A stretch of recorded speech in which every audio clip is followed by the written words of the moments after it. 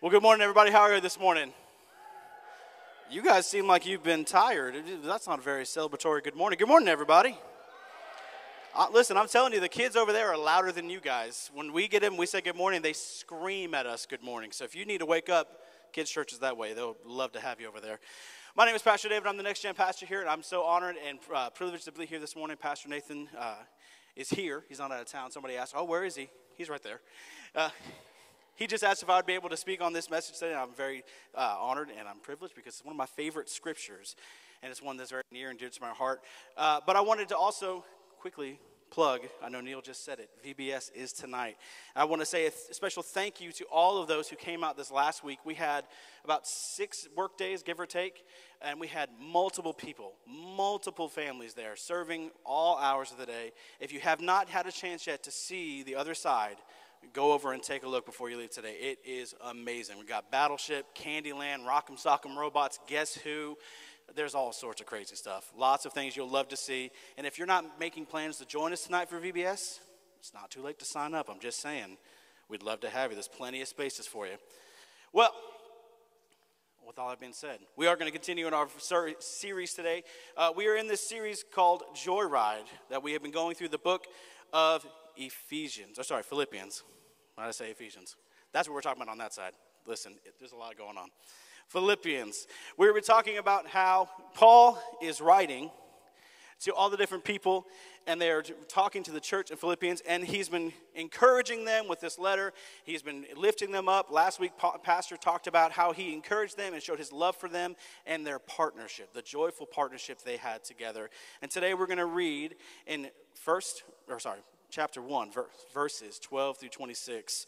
And I have a couple different takeaways for you today in this little message I like to call, Whatever Happens, Rejoice. Whatever happens, rejoice. This is going to be a time where we're going to see Paul, who is in prison and in not a great situation, continuing to show others that he is still joyful of the work of the Lord because things are still happening. And so we're actually going to pick up right now in verse 12 in chapter 1. It says, and I want you to know, my dear brothers and sisters, that everything that has happened to me here has helped spread the good news. For everyone here, including the whole palace guard, knows that I am in chains because of Christ.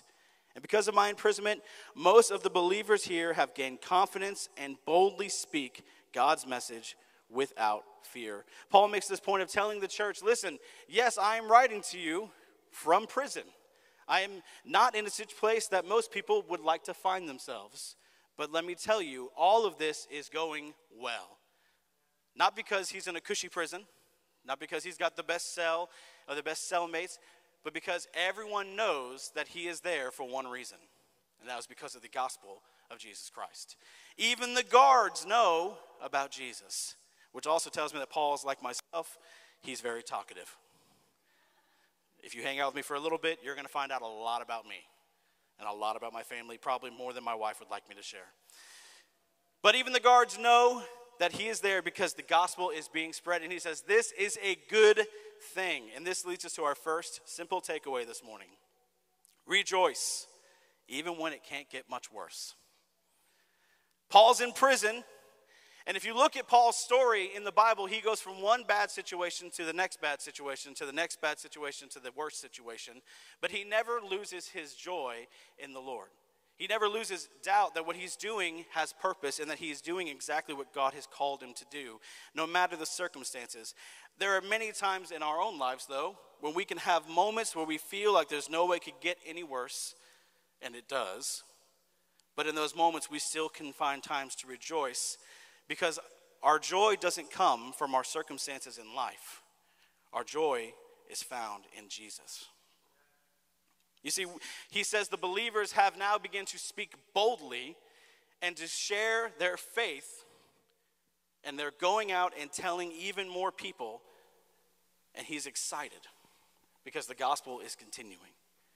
No matter the situation, he continues to be rejoicing. Then it continues on, because there's not the only people speaking or the people who are now bold. Some are speaking for different reasons. In verse 15, he says, it's true that some are preaching out of jealousy and rivalry, but others preach about Christ with pure motives. They preach because they love me, for they know I have been appointed to defend the good news.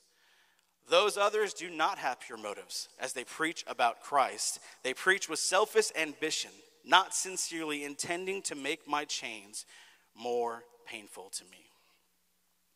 Now, not only is Paul's situation not great as he's in prison, he's now got rivals. He has people who are prospecting for a position that was Paul's, and that technically is still Paul's. But now there are people who are going out and are spreading the good news with the wrong motives. Has anybody ever had somebody in their life that does things, it seems, just to spite you specifically? I know that when I worked in my old job, we had people that were managers and different things, and it felt like sometimes they would do a specific thing targeted, and it was like just at me. I was like, that doesn't seem fair. And I don't think that that goes with the policies. But it didn't matter. Paul said, that's all right. Because it goes to our second takeaway. Rejoice even when others are against you. You see, Paul had people who were doing it for the right reason, who loved Paul, who knew Paul was called, who wanted to share their faith just like Paul had showed them to do. And there were others who said, this is my chance to get a little bit of the spotlight and my chance to advance my own career and my own ministry and my own opportunities. And they were using Paul's situation to their advantage.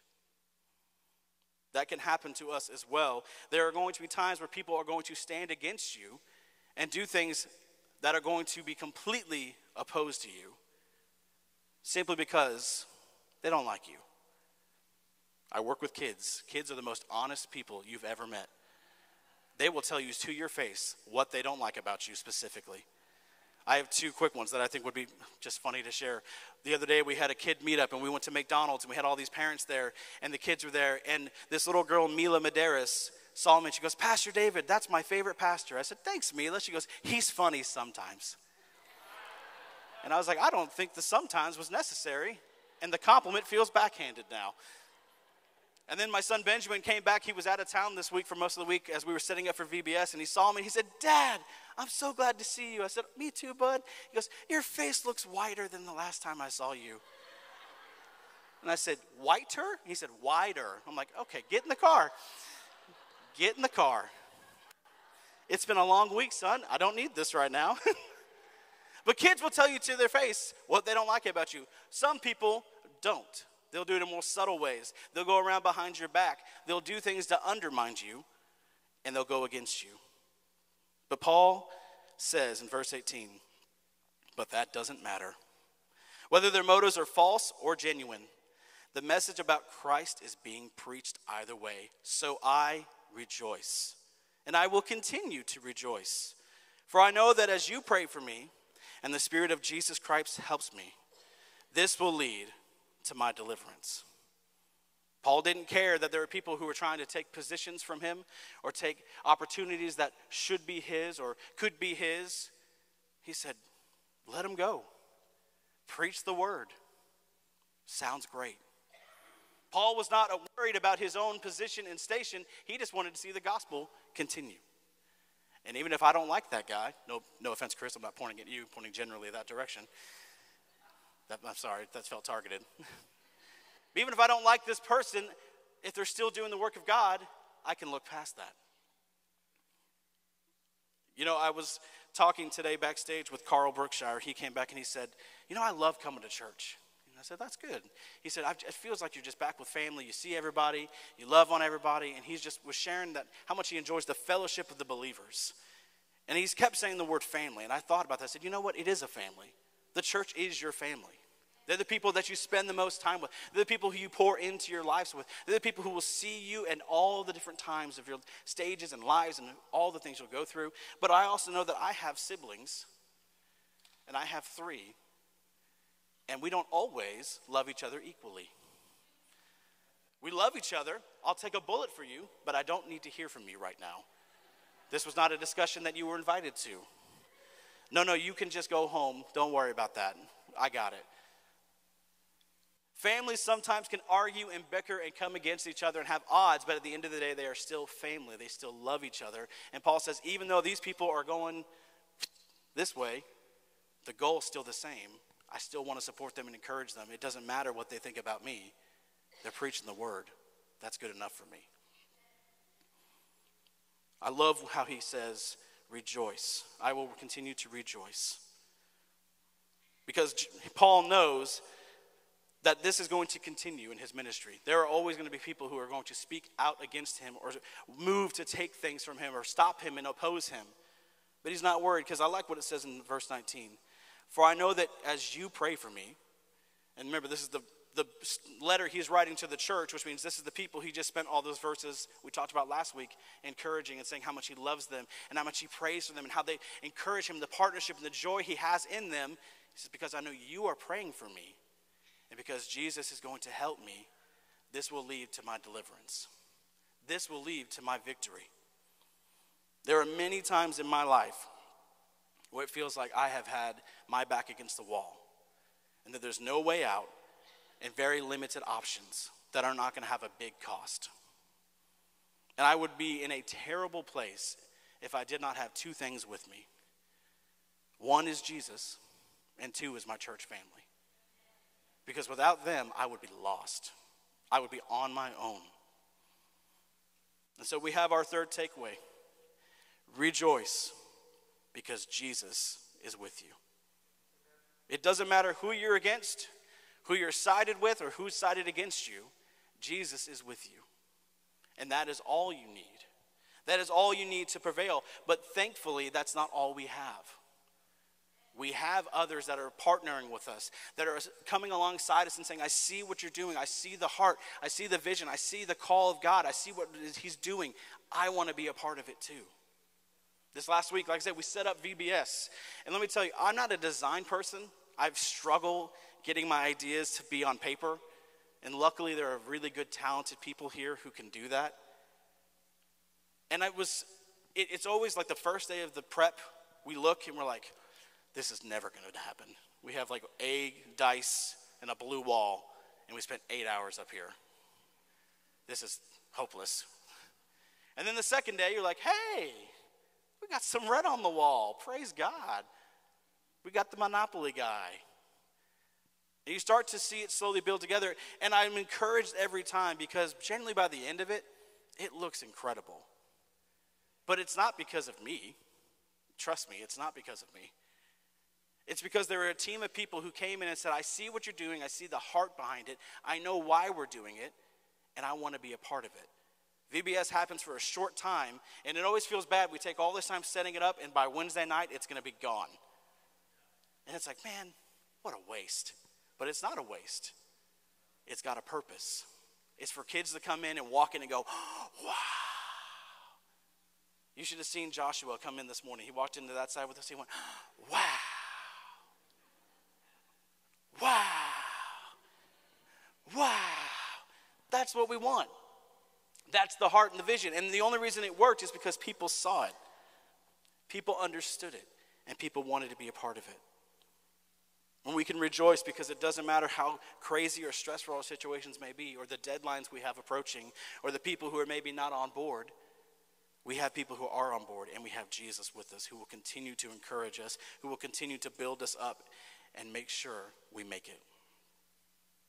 Paul understood that whatever happens, he can rejoice because his life was focused on the correct thing. His life was focused on Christ in all aspects. In verse 20 and 21, he says, For I fully expect and hope that I will never be ashamed, but that I will continue to be bold for Christ as I have been in the past. And I trust that my life will bring honor to Christ whenever I live, or whether I live or die. For to me, the living means living for Christ, and dying is even better.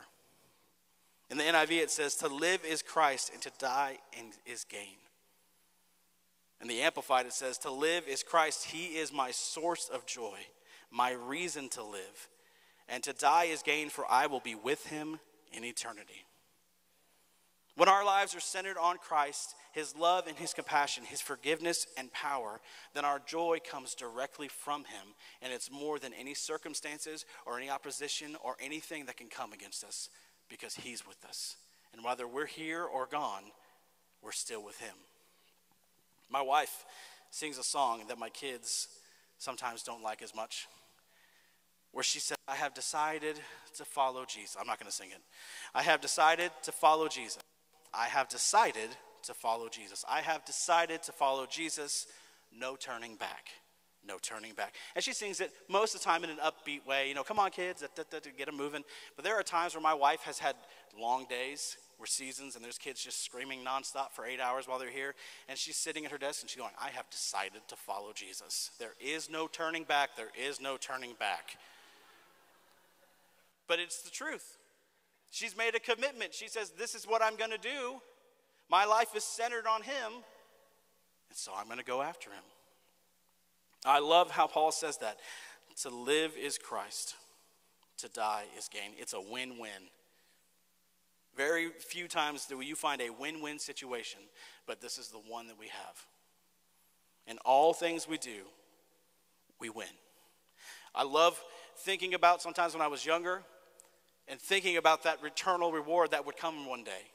One day I will celebrate in the presence of the King forever and ever. And then I think sometimes about when I was still young in my faith and not quite sure how that worked, and I knew I had something coming up, like a meeting I didn't want to go to, or my wife would just text me, we need to talk when you get home. I'm like, Lord, if you want to come now, I'm ready. Your servant's willing.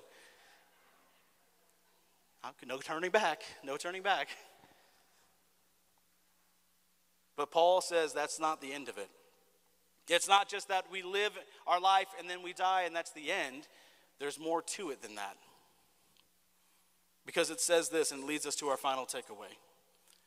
Rejoice because there is work to be done. There is work to be done. When Paul is telling the people, listen, everything that's happening, the bad, the storms, the craziness, the opposition, the imprisonment, all these things are coming against me. That's okay. I'm rejoicing anyway. Because my life is centered on Jesus. And until it ends, we got stuff to do. In verse 22, he says, but if I live, I can do more fruitful work for Christ. So I really don't know which is better. I'm torn between two desires. I long to go and be with Christ, which would be far better for me. But for your sakes, it is better that I can continue to live. Knowing this, I am convinced that I will remain alive, so I can continue to help all of you grow and experience the joy of your faith. And when I come to you again, you will have even more reason to take pride in Christ Jesus because of what he is doing through me. Paul could have easily looked at his situation and said, listen, I'm locked up, I'm in chains, everyone knows why. There are people who are doing the work. I don't even have to be there. It's happening. Looks like job well done. Let's move on. I can go be with Jesus, which is what he says I would rather do. I have days like that, like I said. Well, I'd rather just be like, you know what? The rapture wants to happen today. I'm not opposed. But he says this is not what I need to do. He says I need to continue to live. We have to continue because there's more to do. Specifically, there's the verse in 24 and 25. But for your sakes, it is better that I continue to live. Knowing this, I am convinced that I will remain alive so that I can continue to help all of you grow and experience the joy of your faith. This is the crux of the entire part. Paul knows what his life is for. To live is for Christ, to die is for gain. But that's not all his life is. It's not just about him and him alone. His life is to be an example for the other believers, to encourage others, to build others up, and for them to do the same to him. It's a circle. It all goes back with Jesus at the center.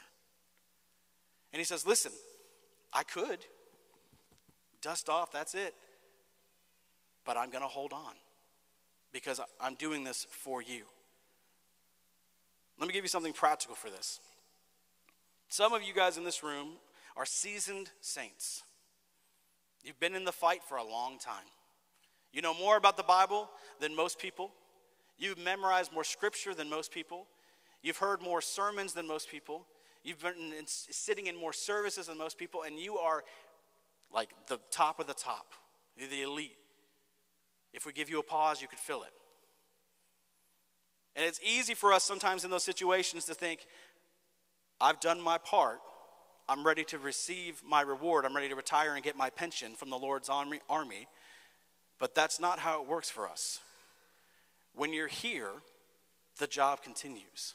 The work doesn't stop just because you may be worn out from it. Paul was worn out and tired, but he says, I will continue to endure for you. You see, we need people like you here. We need people who have had examples and testimonies of God's faithfulness through generations of living and of lives and families and histories. We need you to come in and love on the people who are new and don't know what you know. We need people to come partner with us and say, let me show you what I've done. Well, let me tell you of my story. Let me give you my testimony of what Jesus did for me.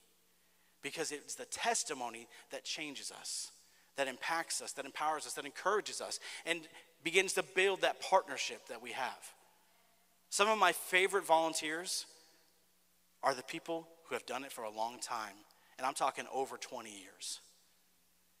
Because they are faithful, they have a heart for it to continue, and because they are able to pour in ways that I'm not able to. I remember when I was in youth, and there was a man who came to our youth group. His name was Dr. Charles. He was a dean for a college for many years, and he came to the church, and he served in different areas and different things. And he came to our youth pastor, Pastor Chris. He said, Pastor, I feel God calling me to the youth ministry. And Chris said, do you know what the youth ministry is? Yes, I do, sir. Okay. You just want to like walk around beforehand and pray for the building? Or, no, I want to be in the service. Put me over games. Okay. Why don't we pray about that? And we'll think about it. Well, Dr. Charles is like, I prayed. I'll be there tonight. And Dr. Charles showed up to a youth service where the lights were off. They had a smoke machine and lights going off. The music was really loud. And he came in, popped him some headphones, some little covers, and got up to the front and worshiped to a song he didn't know. And then he encouraged the kids, and he played a game. And he got involved in the game, and he was in his late 80s. And he was involved, and he was moving. I mean, he could only move so much, but he was moving. He was excited. He got the kids excited. He began showing up to their events, football games, band concerts, showing up at any little thing he could, because he's retired, and he had nothing but time. He began adopting these kids as his grandkids and loving them in ways that only really someone who was that old and seasoned and wise could. Because there were kids in our youth group who had no father figure and no really grandfather figure who could teach them how to be a man or how to follow God. And he filled that role.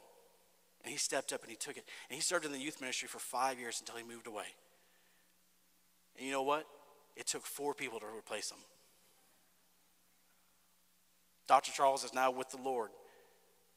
And Pastor Chris, our youth pastor, he was the one who did his service, his funeral. And I can tell you how impactful it was for all of us. Because he was a man who made an impact in our lives by serving.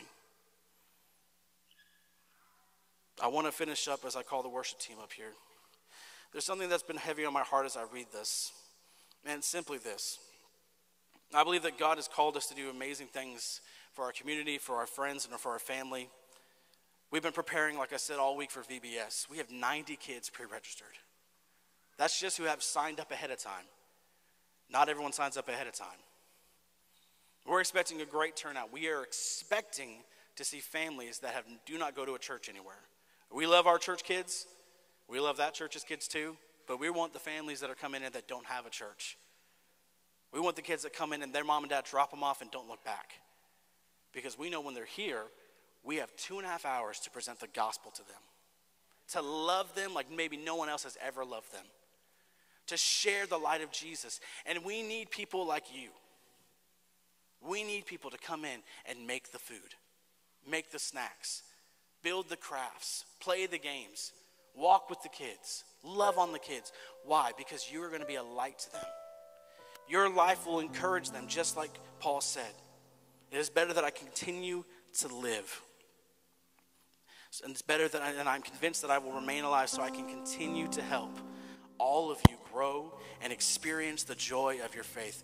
Joy is so great because it doesn't matter what your circumstances are. It doesn't matter how you feel. It doesn't matter what your week looked like. It comes from God, which means it cannot be taken away. It's always there. You tap into it. You focus in on him. Your life is for Christ. Everything else just works. Is it easy? No. Paul still was struggling. Will people always like you for it? Absolutely not. But is it vital? Absolutely. Tonight we have all these kids coming, like I said. And I'm excited because there's an opportunity. We also have all our volunteers that are signed up, and we have new volunteers. We have people, this is their first time serving anywhere. That excites me because people get the heart of what we're doing. Are we going to play with kids? Yeah. Jake and Spencer have a bunch of crazy games outside. It's going to be ridiculous. It's going to be fun. We have characters that are going to be funny and presented, the Bible verses and memory verses in very fun ways that are for the kids. But we're also going to have an opportunity to tell them about who Jesus is and to pray with them and to offer them salvation. And do you know what happens when a kid comes normally for a few days and they see the love of God presented to them by people that they begin to know and love and trust, and people who have walked with them and held their hand and given them snack and said, "How are you?" and know them by name? They begin to experience the joy that comes from our life that overflows out of us, and it seeps into theirs. And if you don't have Jesus, you don't have joy. And it's something that your body will crave. And these kids, you'll see it. They don't want to leave. They want to stay with the leaders. They begin to stay connected at the hip because they don't want to walk away from God, from that presence in their life. And we have an opportunity, not just at VBS, but in everything we do here at the church, and in everything we do out in our lives, to bring Jesus to them. Tonight, when we have all these kids there, and we're getting to celebrate, have fun, and do crazy stuff, we'll be tired, we'll be wore out, but we're going to have a great time anyway. By Wednesday, when we have family night, we have over 158 family members that are coming to our campus to eat hamburgers and hot dogs and do a dunk tank. That's going to be fun because, it's fun. I'll be in the dunk tank. Pay $1, you can throw something at me. It goes to BGMC. You pay $10, I'll get Pastor Nathan in there. He said yes. All right, you all heard it there. That's official. But we're going to do that. But you know what my favorite thing about it is that Sunday after. Because the kids that have been coming for time and time and time again, they go home and parents begin to see something different in them too. When they begin to see that their child had a life change, that something happened, the parents don't shun it, they lean in. What happened? What'd they talk about there? They gave you what? And then the parents will show up. And that's where we get to do the best part of what we do here as a church family. We get to adopt new family members in. We get to be like Carl and walk up to people and give them a hug and say, "How are you? It's so good to see you. I'm so glad that you're here today." You get people who are going to be able to walk in and maybe for the first time ever are going to feel welcomed home somewhere and feel safe. That doesn't happen just because the worship's good and the preaching's good. It happens because of the people here who are focusing their lives around Christ, who know that if I'm here, I have a job to do. You have a job to do. The work is not finished. There is more to do, more souls to save, more people to bring in, more people to equip, more that we can do. And I'm so glad and joyful that I get to be a part of it. My greatest joy is getting to see people join. Seeing my kids get saved. Seeing kids get saved. Seeing families. I have people that I made notes of, like, this person served last year and they're serving again this year. Last year was their first year, they're serving again this year. You know what that means? It meant they spent a year in our church, loving people, connecting with people, growing in their faith. That's joy. And I look forward to next year. Man, who are we going to add? Who are we going to get? I can only talk to so many people, and I'm not everyone's cup of tea, as my wife likes to remind me. But you are. What you do matters. The people you impact and influence matters. And maybe today, as we've been talking about our lives in the joy that we have through Christ. Maybe you don't have that joy yet. Maybe you haven't made that decision to fully center your life around him and give your heart to him. I want to encourage you that today is a chance to do it. There's no shame in it. It's the most joyous occasion you'll ever have, because you get to join the family, the true family of God. Being a member of the church is great. Being a member of God's family and being a part of the believers is even better. And so today, that opportunity is there for you. Maybe some of you are in situations where you are with your back against the wall. You do feel like you're in prison, you're in chains, and there's no way out. Barely keeping your head above water.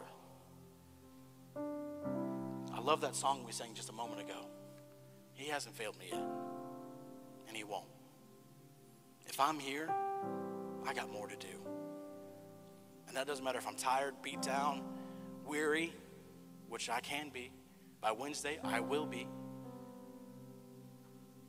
But I know that God's called me to do it. And so I will find my joy in what he's called me to do. Maybe today you need to find your joy again. Remember the purpose of what you're here for. To live is for Christ. To die is gain. It's not over yet. We have more to do. Would you all stand with me? I want to give an opportunity for us to respond, because I do believe that there could be people here who haven't truly given their heart to the Lord yet, and they need that joy. Let me tell you that this is the most important thing you'll ever do, is center your life on Christ, because when you do, you have a fixed point. And no matter how crazy everything else gets, it always centers you back to the one thing that will never fail you, never forsake you, and never leave you. He did all the hard work already. We tell the kids, you don't have to do anything more except believe in him. He did the rest for you. And so today, with every head bowed and eyes closed, if today you have that longing in your heart for that joy, I want you to focus in on who God is, and that longing and that sense that you want to be a part. You may say something simple. You may just have a prayer where you say something as simple as, Lord, I know that I need you. I'm lost. I feel alone, but I don't want to be alone. Lord, will you come in and will you save me? And the simple thing is that it happens. You are made new, you are brought in, and then you begin to step forward in your faith. That's not the end goal, that's the starting line to the rest of your life. So with every head bowed and eyes closed,